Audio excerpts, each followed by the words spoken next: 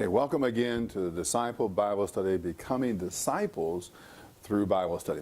Now remember, we talked about the issue of do you want to be a disciple or do you want to be a church member? But we also know very clearly in the Bible that Jesus says to make disciples. Nowhere does he mention making members. And so what we're seeking to do here is to make the transition from becoming a member, a church member, versus becoming a disciple, which Jesus commands and commissions us to do. Okay, so welcome to the class today. This time we're going to focus on the Gospel of John. The Gospel of John, we have to understand, first of all, is not a biographer. He's not trying to give a biography of Jesus Christ and tell of his life and when he was born and when he had to be fled to Egypt and when they came back from Egypt and when they went and baptized him. What John's intent is, John's trying to be an evangelist. What he wants to do is to convince everyone who reads his gospel about Jesus Christ that they will then be converted and believe that Jesus was the Messiah, the Son of God, and they would come to believe in him as God's Son. Okay, so now we know that John has a different agenda, where Matthew, Mark, and Luke are more biographers who are telling the story of Jesus, and especially Luke. Remember, he wants to give an accurate account to dear Theophilus, a Greek authority. But now John, that's not his intent. That's not his desire. He's telling about Jesus to convince people, as an evangelist was, to believe in him. Okay, so now what we're going to do is start looking at some of the differences that we find in John that are not in Mark and Luke. The first one I want you to do is, if you would, was turn to John, the Gospel of John, chapter 1. Find your way there, and we're going to find something that's unique to John that's not in any other gospel readers or writers. Okay, in Gospel of John, chapter 1, verse 1, it says, "In the beginning was the Word, and the Word was with God, and the Word was God. He was in the beginning with God. All things came into being through him, and without him no one thing came into being. What was come into being, in him was life. And the life was the light of all people. The light shines in the darkness, and the darkness did not overcome it." Okay, now, we don't see that in Matthew, Mark, or Luke. And what is unique here about John is he is showing that Jesus was there in the beginning, that he was the co-creator of everything, that he was more than the Son of God, which is enough in itself, obviously, but he was also the co-creator. And what we looked at in our Bible study in class, in our class session with our members, when we look back to Genesis chapter 1, it starts off the exact same way, in the beginning. So the only two places we find in the Bible where it says in the beginning is in Genesis chapter 1, verse 1, and in John chapter 1, verse 1. He was there in the beginning. So that was one of the first uniquenesses that we find of John that we wanted to point out to you. Okay, now also, again, like I said, he was an evangelist as compared to, he was also the author. I believe John was either the apostle or one of his disciples was writing in the apostle's name. Now understand now, this is called pseudepigraphy. And this is when a famous person, in this case John the apostle, has followers who he has taught and trained, and they are his disciples. So what was very common at that time, at the biblical times, was to write in the name of this famous or well-respected and revered person like the Apostle John and give it his name. So it's unlike today, very common then, and so it doesn't really matter. It's still God's inspired word by the Holy Spirit, and it still is the truth. It's just that through investigation, that is one of the beliefs that has happened. Okay, now we want to take a look at some of the other unique things about John. We pointed that out, but another one we want to take a look at is John chapter 1, verses 2 through 4. Now let's take a look at that one. It says again, "He was in the beginning with God. All things came into being through him, and without him no one thing came into being." Okay, so we find that unique and compared to the other Gospels because he was there in the beginning. Also, he is the object of faith. If we go into John chapter 1, verse 19, it says this, This is a testimony given by John when the Jews sent priests and Levites from Israel to ask him, "Who are you?" He confessed and did not deny it, but confessed, "I am not the Messiah." And this is John speaking now, John the Baptist. And they asked him, "What then? Are you Elijah?" He said, "I am not." "Are you the prophet?" He answered, "No." Then they said to him, "Who are you? Let us have an answer for those who sent us. What do you say about yourself?" He said, "I am the voice of one crying out in the wilderness, 'Make straight the way of the Lord,' as the prophet Isaiah said." Now then, he became sent from the Pharisees. Now they had been sent from the Pharisees. He asked them, "Why then are you baptizing if you are neither the Messiah, nor Elijah, nor a prophet?" John answered them, "I baptize with water. Among you stands one whom you do not know, the one who is coming after me. I am not worthy to untie the thong of his sandals." This took place in Bethany across the Jordan, where John was baptizing. So John then is saying that he is not the Messiah, nor is he the prophet, but there is one who is coming behind him that he's not even worthy to untie the sandal on his feet. He is the Messiah. And so then what we find here is that John is constantly putting before us that Jesus is the Messiah, that he is the one who has been sent, and that we are to believe in him. His key point was we are to believe in him. Okay, let's go on now. I want to share with you some of the miracles. And John, the first part of John, he focuses on the idea that there are miracles. And these miracles are important because they have a purpose behind them. The first one I want you to take a look at is chapter 2, verse 1. So if you go with me to chapter 2, verse 1, you'll find the first miracle created by Jesus. And we'll find out why. So in John chapter 2, starting in verse 1, it reads as follows. On the third day there was a wedding in Cana of Galilee, and the mother of Jesus was there. Jesus and his disciples had also been invited to the wedding. When the wine gave out, the mother of Jesus said to him, "They have no wine." And Jesus said to her, "Woman, well, what concern is that to you and to me? An hour has not yet come. My hour has not yet come." His mother said to the servants, "Do whatever he tells you." There's something interesting about the mother. She just ignored her son and told the servants to go ahead and do what Jesus tells them to do, because she knew her son was going to do what she told him to do. Now, standing there, 6 stones, water jars for the Jewish rites of purification, each holding 20 to 30 gallons. Jesus said to them, "Fill the jars with water," and they filled them up to the brim. He said to them, "Now draw some out and take it to the chief steward." So they took it, and when the steward tasted the water that had become wine, he did not know where it had come from, though the servant who had drawn the water knew. The steward called the bridegroom and said to him, "Everyone serves the good wine first, and then the inferior wine after the guests have become drunk." Interesting. Very practical thing that Jesus gets involved in. His first miracle is turning water into wine. But and a side note too, one of the things I got distracted, you might notice, each one of these 6 stone jars have a capacity of 20 to 30 gallons. That's 120 to 180 gallons of wine he made. Good wine, all right? So anyway, side note there. But the purpose of telling this is found in verse 11. Jesus did this, the first of his signs in Cana of Galilee, and revealed his glory. And here's why it's important. And his disciples believed in him. So what we're finding out now then is that Jesus is doing these miracles for a reason. And the reason he's doing them is for the purpose of convincing his disciples, in this case, that to believe in him.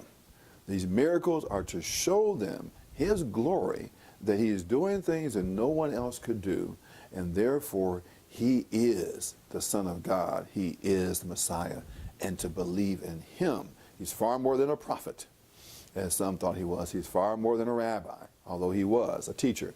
but he is the Messiah, the Son of God, and that's what they're trying to believe in. Now let's go to the next one. That's chapter 5, verse 1 through 9. In John chapter 5, verse 1 through 9, we find the healing on the Sabbath. And here we go. In chapter 5, verses 1 through 9. I'm sorry, I'm skipping one here. The second miracle is the healing of the official son. That's chapter 4, before we get to 5. So let's go to chapter 4, verse 43. Chapter 4, verse 43. All right, here we go. In John chapter 4, verse 43, it says, "And when the 2 days were over, he went from the place to Galilee. For Jesus himself had testified that a prophet has no honor in the prophet's own country. When he came to Galilee, the Galileans welcomed him, since they had seen all that he had done in Jerusalem at the festival, for they too had gone to the festival." And then it continues on, and then he heals the son. And so now what we find out is that he's done this other healing, and people have come to believe. And so now in verse 53 it says, "The Father realized that this was the hour when Jesus had said to him, 'Your son will live,' has said to him, 'Your son will live.' So he himself believed, and all with his whole household believed." Okay, see the point now then? First miracle, we find the disciples come to believe. That's the turning of water into wine. Second miracle, healing this official son. Then the official, someone outside of the Jewish faith, comes to believe, and his whole household, and others come to believe. So what we're finding then is these miracles had an intent behind them, or a reason behind them. And again, the constant thread for John is he wants you to believe that Jesus is the Messiah. Okay, now let's go on to some of the other ones. The next one then is the healing of the pool of Bethesda, and that's chapter 5, verse 1. And that's the healing on the Sabbath. We find that one there, and that's 1 through 9. Okay, so then read along with me as we go through this, and then remember again now, then what you can do is that you can send us an email then of any questions that you have, and then we'll correspond back with you with the emails.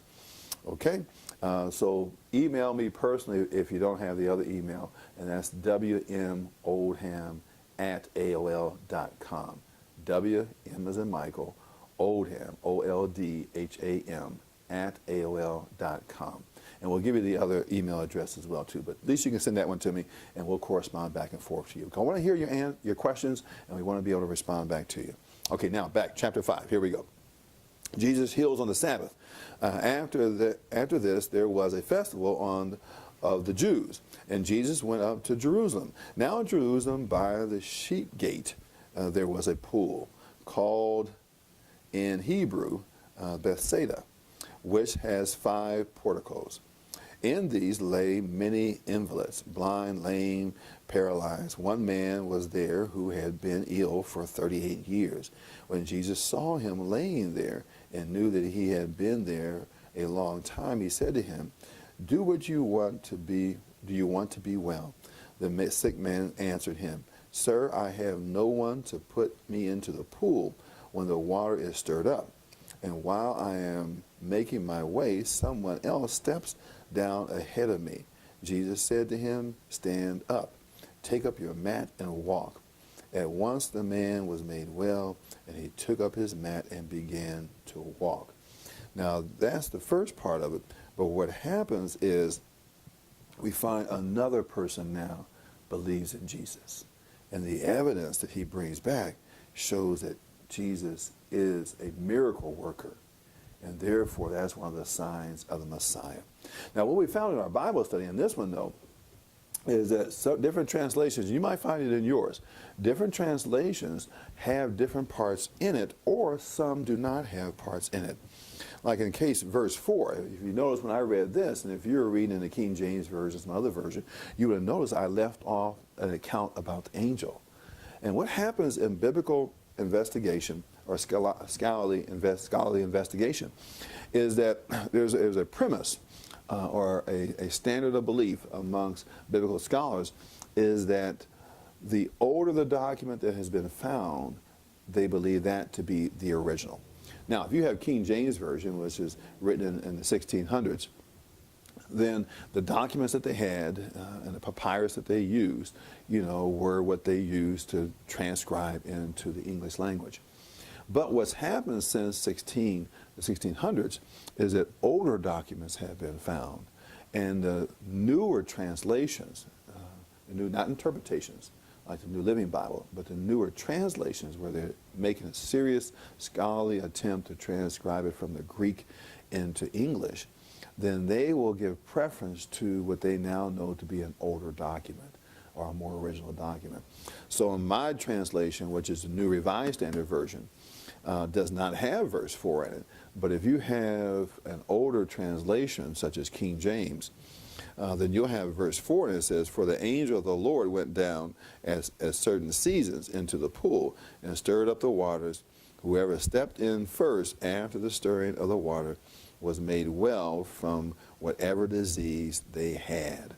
Okay, so a little bit of background on why I didn't read that. You might have had it in your Bible. So no, let's keep going now. Remember now, the key thing is we want to be disciples, not members. Members have no obligation, no sense of obligation to tell the good news. They may have been encouraged to do it, but a disciple knows their job is to testify. Their job is to tell others of the good news of Jesus Christ. Okay, so let's continue on now. Let's see, we've done the first miracle, and that's the water and the wine. We've done the second miracle, and that's the healing of the official son, and that was the third miracle, and that's the pool of Bethesda. Now let's go on to the fifth miracle, which is in chapter 6, verse 1 through 5. This is the feeding of the 5,000. Most people know about the feeding of the 5,000. So let's go over that one. John chapter 6, verses 1 through 5. After this, Jesus went to the other side of the Sea of Galilee, also called the Sea of Tiberias. A large crowd kept following him because they saw the sights that he was doing for the sick. Jesus went up to the mountain and sat down there with his disciples. Now the Passover, the festival of the Jews, was near.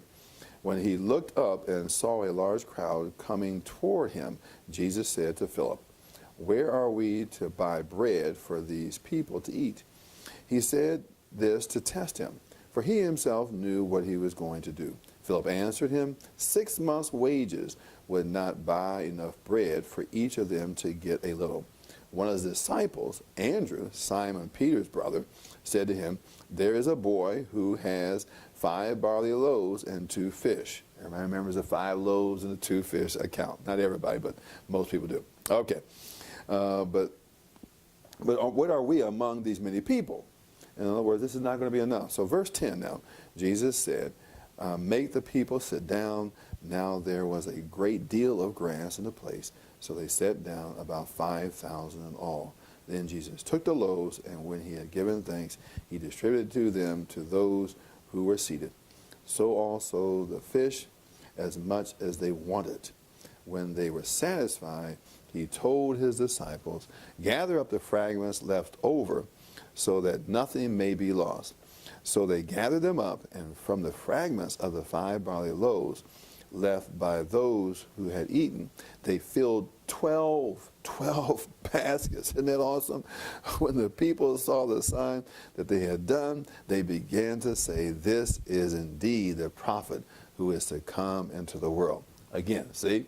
Now this, the healings cause a family to believe. The water and the wine cause the disciples to believe. Now in this case, we have people in general who have heard about the healing of the sick have now come to believe with this miracle of the food. Again, John's theme, to come to believe. Okay, so now we find out then, disciples are ones who believe truly that Jesus is the Messiah, and they are not hesitant to be able to tell others. Let's move on to the next one, the walking on the water, chapter 6, verse 16. Okay, Jesus walks on the water. In verse 16 through 25, and it says, "When evening came, his disciples went down to the sea, got into the boat, and started across the sea to Capernaum. It was dark, and Jesus had not yet come to them. The sea became rough because a strong wind was blowing. When they had rowed about 3 or 4 miles, good amount of rowing there, 3 or 4 miles, they saw Jesus walking on the sea and coming near the boat, and they were terrified. But he said to them, 'It is I. do not be afraid. And then he wanted to take him into the boat. Then they wanted to take him into the boat, and immediately the boat reached the land toward which they were going. Another miracle of Jesus. Now, I want to go back to the other one that we just got finished talking about as far as the feeding. And for those who know me, I'm a real strong proponent of doing what Jesus said to do, okay? And one of the things that Jesus said to do was to feed the hungry. And we had a really good example here in our church here at Lewis Metropolitan in Los Angeles. And Lewis Metropolitan, Los Angeles, D.C., 4900 Southwestern Street. If you ever come to Los Angeles, be sure and come to see us. But anyway, what we found is that we wanted to feed the hungry. Our budget was very tight. Just didn't have money, barely able to pay bills. Praise God, we paid them, but money was very tight. And this example of the feeding of the 5,000, what happened was that what we actually experienced here, the first question is, well, how are we going to be able to afford this? You know, there's a lot of people in this neighborhood who are going to come to eat, and how are we going to be able to afford to be able to feed them? Well, God has a way of making the fish and the loaves that you do have come to bear. So just as the 5 loaves and the 2 fish fed all the 5,000, guess what happened? Just last year, we fed 5,000 people. Isn't that awesome? 5,000. A church that didn't have money, you know, just as the disciples said, you know, we don't have money to feed all these people. But out of the generosity of the disciples here at Lewis Metropolitan and other churches that we've seen around the country, then those people were fed. And not only were they fed, but clothing, he said, to clothe the naked, clothing was available, made available to them. And they were able to get clothing for job interviews, to be able to bury a loved one that did not have clothing for. And so anyway, Jesus works miracles even today. But when you're a disciple and you're a believer, you believe his word to be true, and you believe what was done then can still be done today, and 5,000 last year was saved. Were fed. Okay, I just want to bring that to you because I want to encourage you to do that same thing. Do what Jesus tells you to do and watch the miracles that he can perform.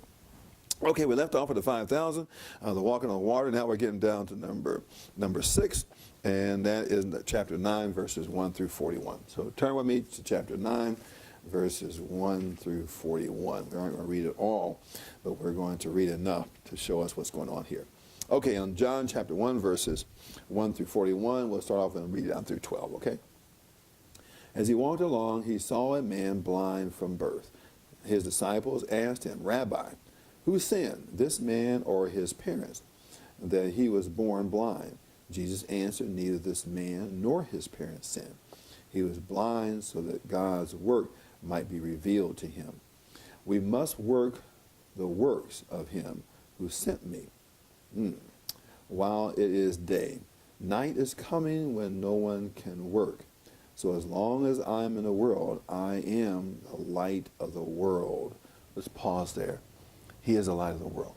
And that's one of the things that brings out in John, that Jesus is the light and the life of the world. And so when you come to believe in him, you now walk in the light as opposed to the darkness. And then we know what that means. Not only you walk when you can see better. You see the truth of Jesus Christ. You see the truth of his word. And now you're walking in the light as opposed to darkness, which is sin. So, okay, so as long as I am in the world, I am the light of the world. When he had said this, he spat on the ground and made mud with his saliva and spread the mud on the man's eyes, saying to him, go, wash in the pool of Siloam, which means sent. Then he went and washed and came back able to see. Wow.